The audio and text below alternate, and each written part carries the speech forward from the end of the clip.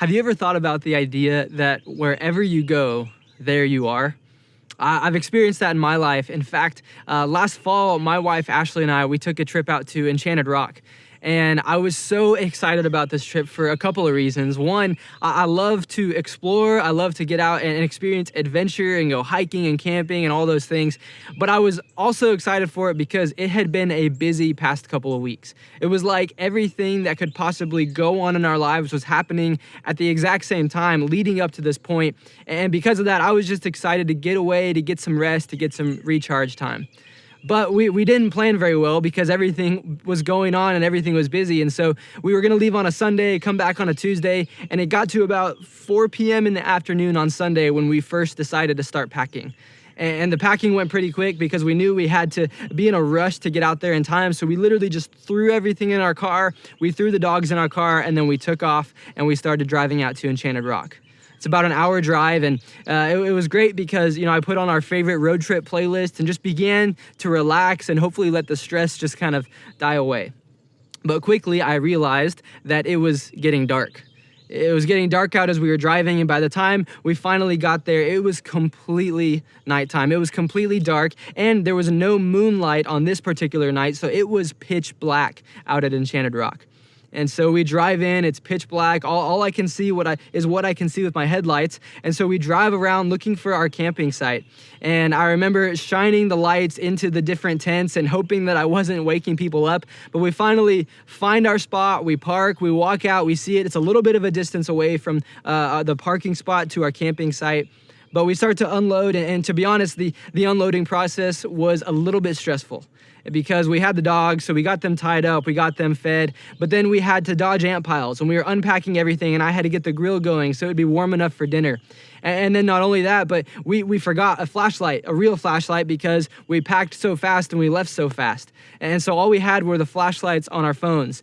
And so we're literally just walking from the car to our campsite, unloading everything, but we finally get there, we finally get it done. And then it's time to put up the tent because the tent just feels so good to get up first.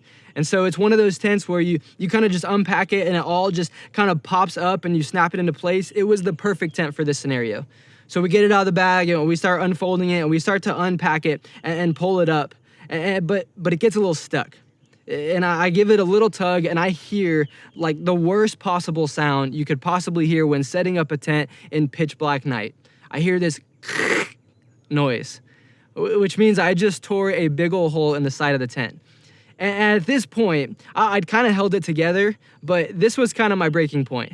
I was pretty frustrated and stressed at this point. I was hungry. We were both hungry. We were tired. We'd been up since 5 a.m. this morning. And when I ripped that tent, I said a couple of words that I can't repeat right now. And I also had the realization, and I remembered that this was not our tent, that we had borrowed it from a friend. We borrowed it from somebody else, which means I was doing all the math inside of me thinking about the fact that, okay, not only did we rip the tent, but now I have to replace it and I have to have that awkward conversation that says, hey, I ripped your tent, but thanks for letting me borrow it. And all these things kind of culminated together and I was just stressed and frustrated and fuming at this point. And so we finally get the tent up and I literally just Frankenstein taped the side of it so that no bugs can get in the middle of the night. And we finally eat dinner really late and we go in our tent and we lay down to go to sleep. And Ashley passes out. She was positive and gracious and loving the entire time. But I laid down and I remember looking up at the tent and I was just fuming at this point. I was so frustrated. And in that moment, I was experiencing something that I think is true for all of us, a reality that we all experience in our life. And it's a reality that wherever you go, there you are. Wherever you go, there you are. You see, because I was frustrated and anxious and stressed before we ever came to Enchanted Rock. And for some reason, I just thought that by getting out of town, I was going to leave all that stuff at home. When in reality, I just brought it all with me. I just brought all of that frustration with me. And this is true for all of us because we all have an internal self. We have an emotional state, an emotional posture, and we bring this with us wherever we go, both the good and the bad. Sometimes I think we can shove it down in hopes that it doesn't pop up, but then other times, like I experienced, we hit the perfect storm and it all just comes boiling out. And you know what? I think we have great intentions. Like most of the time, we have great intentions. I had good intentions. I wanted to experience some rest and some recharge time. But intentions are not enough. The thing that we have to pay attention to is our direction. Because our direction is ultimately going to determine where we go. Our direction is going to determine where we end up eventually. And my direction was off. I was frustrated before we even left. Regardless of where we went, I was going to be frustrated in the end. And we all have an other side that we want to get to. We all have an other side of our intentions. We want to get to the other side of our intentions, our hopes, our dreams, our desires, our goals. Perhaps it's with our marriage, or maybe it's with our relationships, or maybe even with our finances or our faith, whatever it might be. We all have an other side that we want to get to one day and we want to see. But if we don't align our direction with our intentions, we'll never get to experience those things. Not only that, but one of the other things that we have to keep in mind is that to get to where you want to be, you have to know where you are. To get to where you want to be, you have to know where you are. This isn't a difficult concept to understand. I mean, if I want to go to Enchanted Rock, all I have to do is plug it in and my phone's going to ask me, okay, well, where are you starting? If you go out on a trail, you see the trail map and you're trying to figure out where you're headed, you always look for the dot that says you are here. This is true in that case, but I think it's also just true of life that, we all want to get somewhere, but in order to get somewhere with our marriage or our relationships or our faith or whatever it might be, we first have to understand where we currently are. That's easy for us to agree upon, but one of the things that takes it a step further, or more importantly, that we have to understand is that to get to where you want to be, you have to know who you are. You have to know who you are, because you take yourself with you wherever you go. You take all the good, all the bad with you wherever you go, and it's going to influence the direction that you're headed and what you experience in the future as a result. I think we all know this intuitively, and we see it in ourselves and we see it in the lives of others as well. We've all seen somebody who's gone from relationship to relationship to relationship to relationship, and the same issue keeps popping up over and over and over again. And it's not that it's the other person that they're on the other side of. No. It's the same issue that they keep bringing, their own tensions, their own frustrations that they keep bringing into the relationship, regardless of who it is. Why? Because they bring themselves with them wherever they go. Or think about somebody who goes from job to job to job, career to career, company to company. And it's always the boss's fault. It's always their coworker. It's always the culture of the organization. When in reality, it's just a frustrated person bringing their frustrations into every environment that they end up going into. You see, we can't just know where we are. We have to know who we are, because who we are is going to influence the direction that we go, and it's going to tell us what changes we need to make to ourselves in order to go in the direction that we want to go. But something we have to keep in mind, and something that gets us along the way, is this. I've had the privilege to be mentored by our lead pastor, Buck Giebelhaus, since I was a teenager, and I've learned so much sitting on the other side of him. But one of the things I've heard him say so much, and I even hear him say it today, is this. He says, it's not our weaknesses that will get us, it's our blind spots. It's not our weaknesses that take us off direction. It's our blind spots. It's those things that we can't necessarily see, those personal characteristics, and those are the things that take us off of the direction that we want to go. And if you're sitting there thinking to yourself, I wonder if I have blind spots, then I'm sorry to be the bearer of bad news, but yes, you do, because we all have blind spots. Now, this isn't a new concept. This is an age-old idea. In fact, there was a king who lived thousands of years ago. His name was Solomon, and he's fascinating because he was widely considered to be one of the most wealthy and successful and wisest people to have ever lived. In fact, if you Google, don't do it right now because you're in church, but if you Google richest people of all time, you will most likely find his name on a lot of the lists that you come up with. But Solomon, towards the end of his life, because of all the life experience he had and all the wisdom that he gleaned over his life, he wrote a set of principles in a book that came to be called Proverbs. And Proverbs is in the Old Testament, and it is just packed full with incredible pieces of wisdom that anybody can apply in their life, regardless of your faith background. And Solomon was no stranger to blind spots. In fact, here's what he says as it relates to him. He wrote this in Proverbs. He says, there is a way that seems right to a man, There's a way that seems right to a man. There's a path that we can go down or we can look down or we can see, and we say to ourselves, this looks like it's going to take me where I want to go. But in the end, it leads to death. But in the end, it leads to death. And this isn't death in a physical sense. It could mean that, but this is death to the important things in our life. That there's a way that seems right to us, and sometimes if we go down that path, we're going to experience a death in an important piece of our life. It could kill our relationships. It could kill our marriage. It could ruin our finances. It could destroy our careers. The list could go on and on and on. And Solomon is saying that we have this incredible ability to convince ourselves of things that ultimately hurt us in the long run. We say things like, well, I just want to do what makes me happy. And I just want to do what makes me feel good. And Solomon is saying in those moments, we convince ourselves of something that could potentially hurt us later on. And Solomon is writing this down in Proverbs. And a couple chapters later, he actually writes the exact same thing again. It's like he was going through and he was writing all of his life principles. And he goes, you know what? That one was really important. I want to make sure they don't lose sight of that one. I need to make sure I write that one down again. To which we go, okay, what do we do with that information? If there is this thing inside of us, it's kind of scary to think about, that can potentially harm ourselves. We can sabotage our own lives. How do we ensure that doesn't happen? How do we make sure that our blind spots don't get us? And earlier on in Proverbs, Solomon tells us just that. He tells us what it looks like for us to align our direction with our intention, what we need to focus on in order to do that, so that we can get to the other side of our intentions, our hopes, our dreams. And it's a simple but profound statement that he says just a couple of chapters earlier.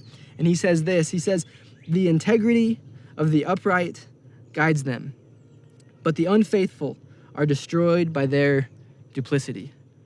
Whether you're in your living room and you're watching with family or friends, or maybe you're watching this on your phone or listening in your car, or you're up at 1 a.m. later on, whatever it might be, I want you to say this with me out loud. The integrity of the upright guides them, but the unfaithful are destroyed by their duplicity.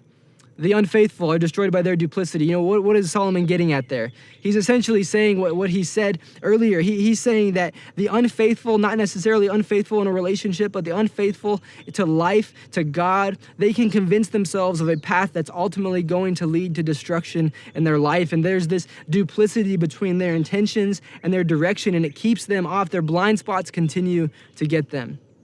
But he gives the answer. He gives what we focus on in the first half of that proverb. He says that the integrity of the upright guides them. I don't know about you, but for me, integrity has kind of lost its power. That word has kind of lost its power in my life. Growing up, I was in Taekwondo for 12 years. I did it from when I was 5 to 17, and it was awesome. It was a huge part of my childhood, and I loved it. And one of the things that we had at our Taekwondo school was on the wall with all the mirrors, above all the mirrors, we had all of these words, all of these characteristics that people can have, all these things, these kind of themes that we talked about.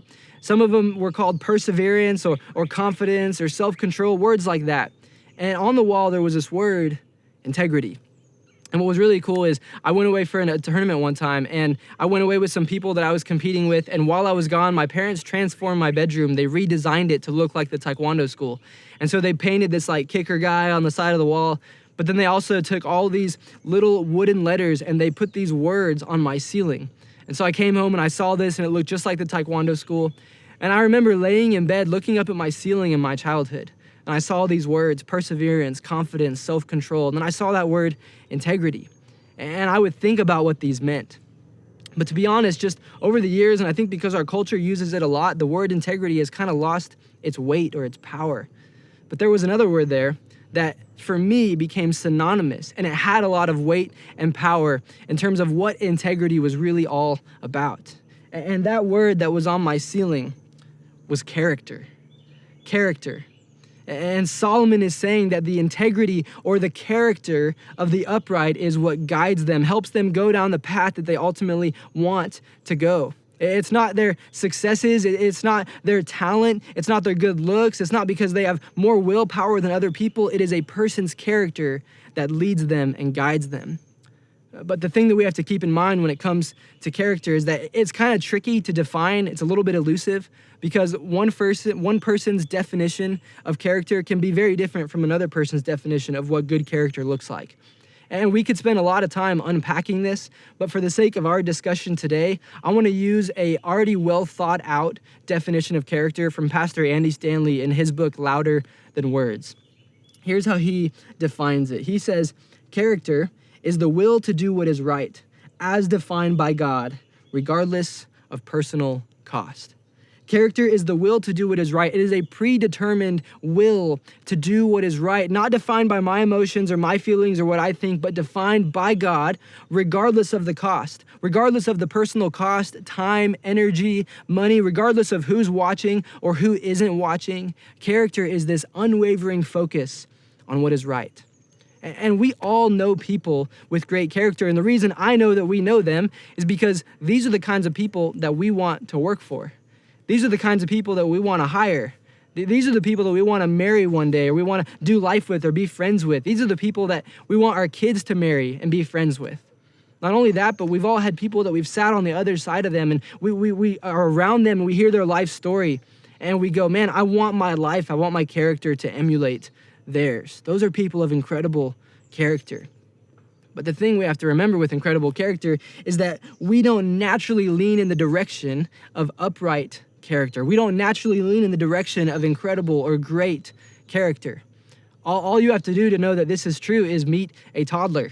I mean, you don't have to convince a toddler to lie or get angry or throw a tantrum. All of that stuff just happens naturally. But character, on the other hand, character is built intentionally and on purpose. Because when we don't, chaos results in our life. We eventually go down a path that leads to some sort of destruction or leads to some sort of death that we experience to some important area in our lives. See, character is built intentionally and on purpose.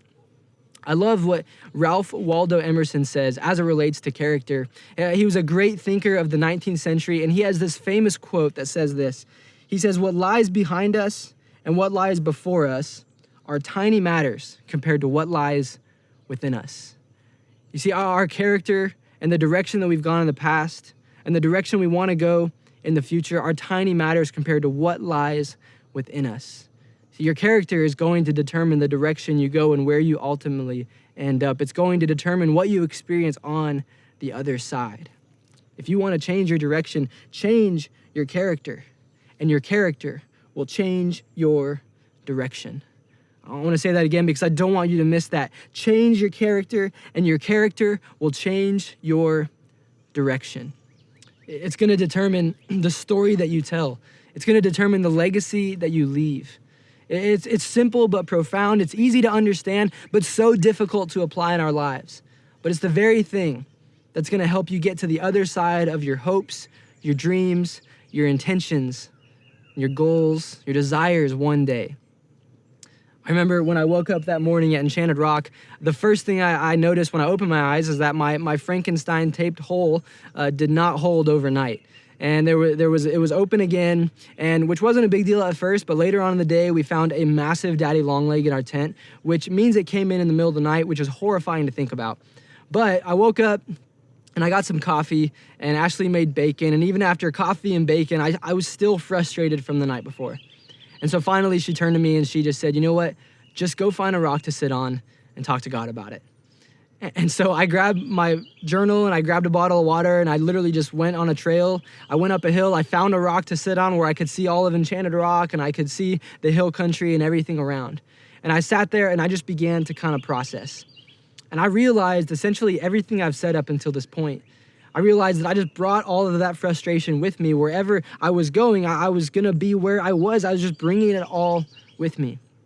But not only that, I was incredibly grateful for Ashley as well, because she had the willingness just to kind of speak into what I was feeling and push me in a different direction. I needed that push. I needed that shift in order to change my direction in that moment. And sometimes I think that's what we all need. That we all need a push. We all need a kind of shove in a different direction to begin to change our character so that our character can change our direction.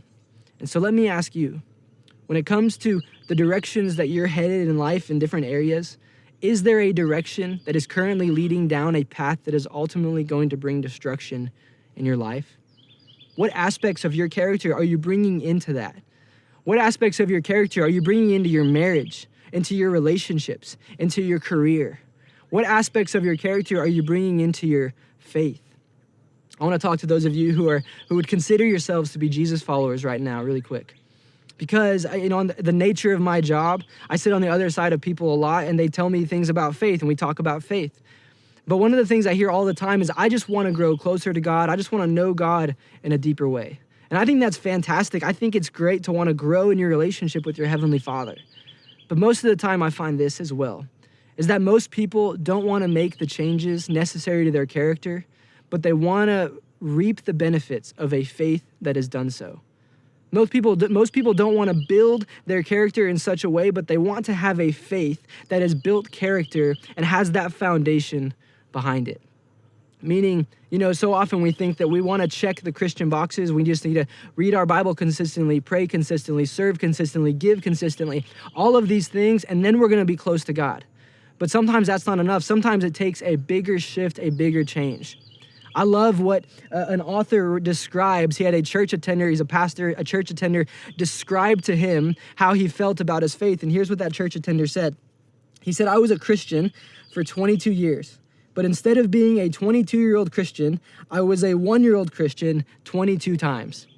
I just kept doing the same things over and over and over again." You see, I think that's a fantastic way to describe how a lot of people feel in relation to their faith. Sometimes there is a bigger shift. It's not about doing just the same things over and over and over again. Think about it like this. I love to go to the beach. Who doesn't love to go to the beach? But when I'm at the beach, for some reason, I always get this desire to go on a run. It's like I'm not much of a runner, but when I'm at the beach, I just think, you know what? I'm a runner today. I'm going to start running today. And so I'll put on my running shoes and I'll go on a run. And I notice a lot of things as I'm running. I hear a lot of things. My feet hitting the sand. I hear the people. I hear the waves crashing. And then I decide I don't want to be a runner anymore. So I turn around and I shift directions and I start going the opposite way. But when I turn around, it's like all of a sudden this massive wind hits me and it overpowers everything else I can hear. All I can hear is this wind. It's been behind me the whole time, but I didn't notice it until I turned direction and went the other way. And I think that's what our faith is like sometimes. That we have our character and we're going in one direction, and we might want to check all the Christian boxes, but we never shift our character to begin to lean in and notice that God has been with us the entire time. And sometimes it takes a bigger shift. It takes us surrendering some aspect of our life to our Heavenly Father in order to begin going on a direction that is closer to Him and growing in our relationship with Him in new ways, experiencing His presence in our life in a new way. But you might be thinking to yourself, okay, well, Jeremy, even if I identify those gaps, even if I see the directions I'm headed and the changes that I need to make, how do I practically do that? Well, the incredible news is that you're already halfway there, because knowing is half the battle. You've already taken a massive step in the direction of changing your character just by being self-aware of those things. And there's a lot of different things you can do, but at this point, you really have to get your hands dirty. You have to reject passivity and lean in the direction of discomfort and begin to take those actionable steps to build your character. Maybe for you, it means you have to have a conversation with somebody, an apology. And it's something that you already know you've been meaning to say to them for a long time, but you finally need to have that conversation.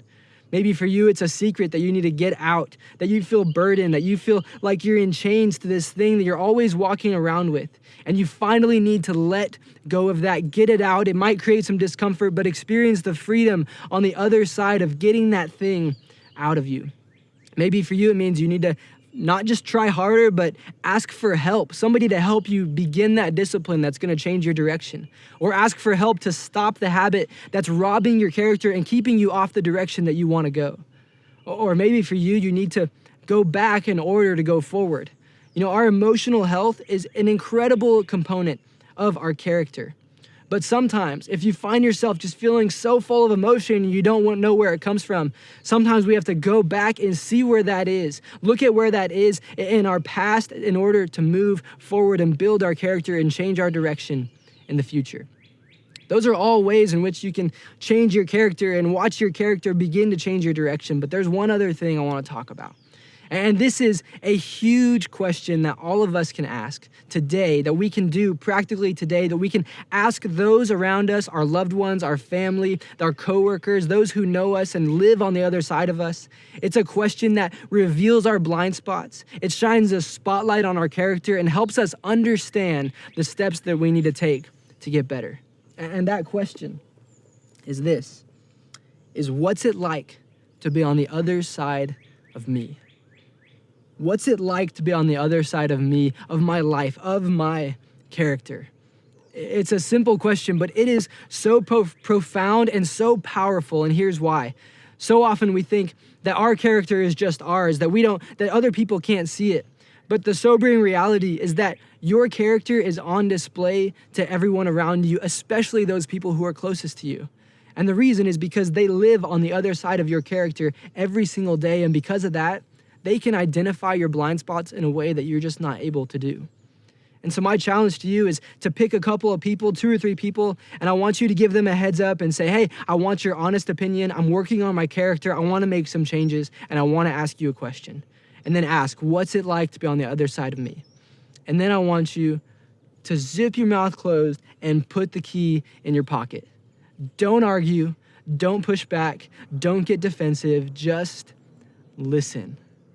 Because the information that they are going to give you, if you allow them to be honest with you, the information that they give you is gold to help you understand what you need to do to change your character. And the areas that you feel the most defensive are probably the areas and the blind spots that you need to see the most. But sometimes when we ask this question, we hear 3 different things. We can hear some encouraging things. We can hear things, man, that was really exciting to hear. We hear some surprising things. Well, I didn't know that. But also we hear things that perhaps hurt our feelings. And if you don't hear things that hurt your feelings, then that person might not be telling the truth to you.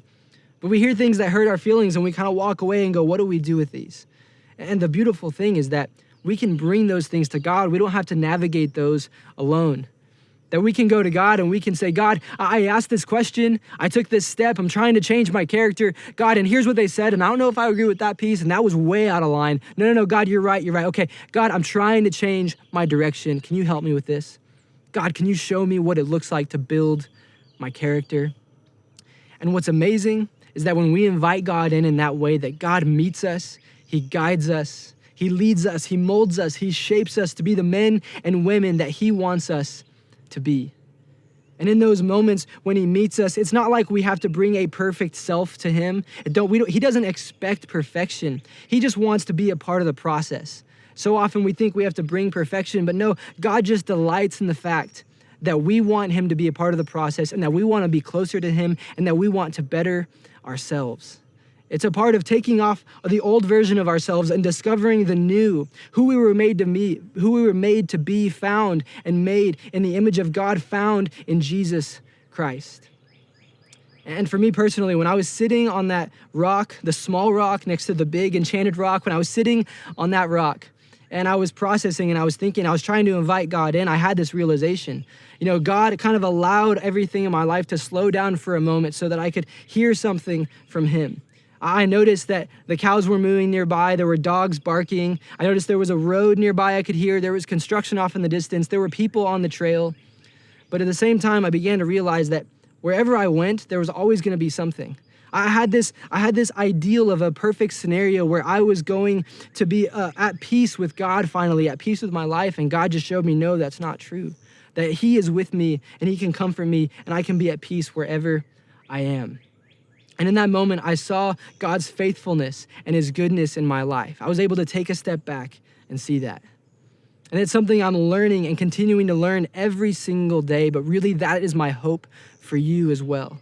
That you would get to a place in your life where you can look back and that you can see his faithfulness and your goodness because of the steps that you've taken, because of shifting your direction, that you can begin to change your character, and in doing so, you allow your character to change your direction. You can experience an incredible marriage in the future. You can experience incredible relationships. You can love your job, love your career. You can experience a faith that you never thought possible because you were willing to change your character and allow it to change your direction.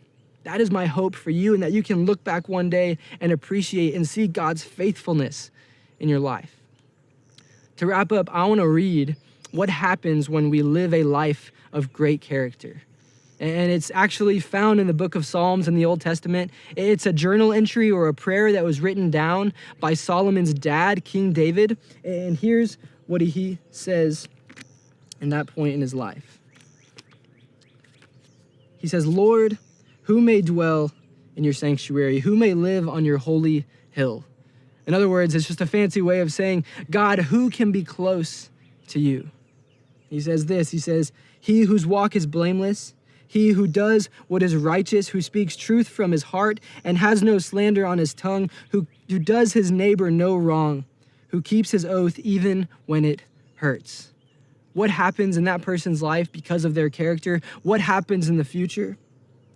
He who does these things will never be shaken.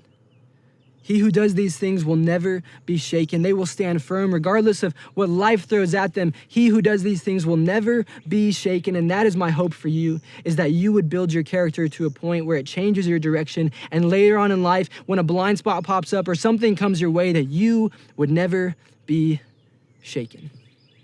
But you have to change your character so your character can change your direction. Would you pray with me? God, thank you so much that you love us, that you're for us. God, thank you so much that you want to be a part of the process of us making these changes to ourselves so that we can grow individually and grow in our faith with you. God, would you reveal those things to us? Would you give us wisdom to see? And then would you give us the courage to take those steps even when they're difficult? God, we thank you for your son, Jesus. We just want to understand more of what a relationship with you looks like. And we thank you for the fact that you allow us to make these changes in our lives. God, we pray all this in your son's name. Amen.